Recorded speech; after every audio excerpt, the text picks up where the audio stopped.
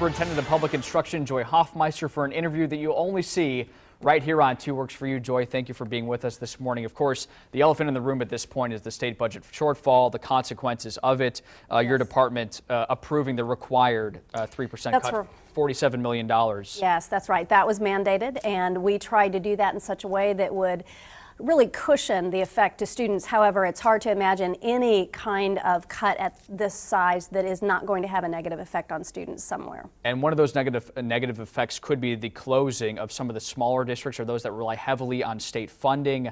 How likely do you think that is, and is there anything that can be done to save those districts? A lot of that will depend on how much those districts have in savings that will cushion their impact individually. That's unknown yet and remains to be seen, but we do have some early indicators that that will not come as a surprise.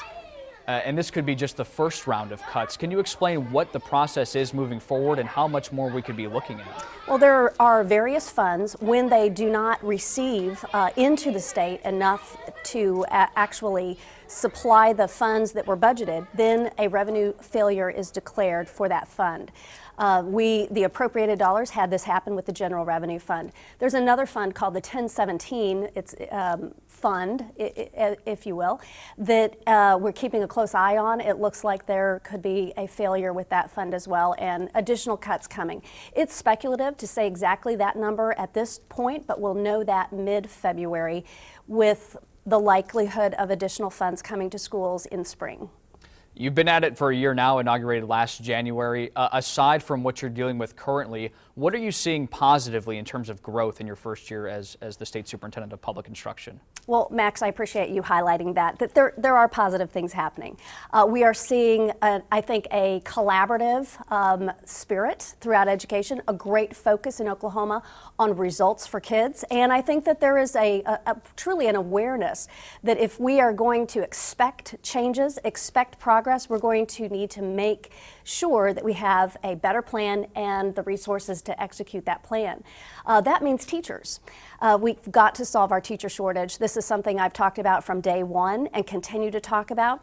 It's not going to change regardless of our economic conditions. We need to have an effective classroom teacher in every classroom.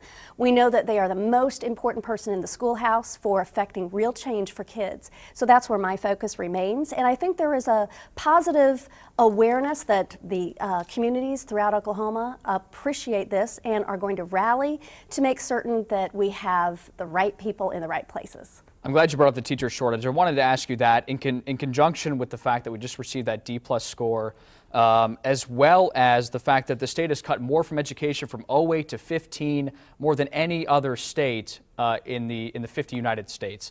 Do you think that the legislature makes education a high enough priority, or does something need to change in Oklahoma City to make it where it needs to be for these students?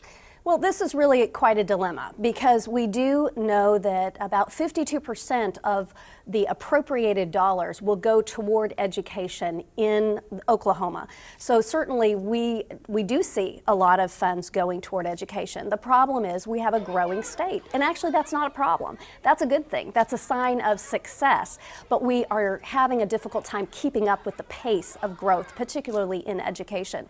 So I'm here to advocate for what is needed in order to really see a change in where we are in that performance level. I'm not satisfied in any way with the performance that we have right now with any kind of D.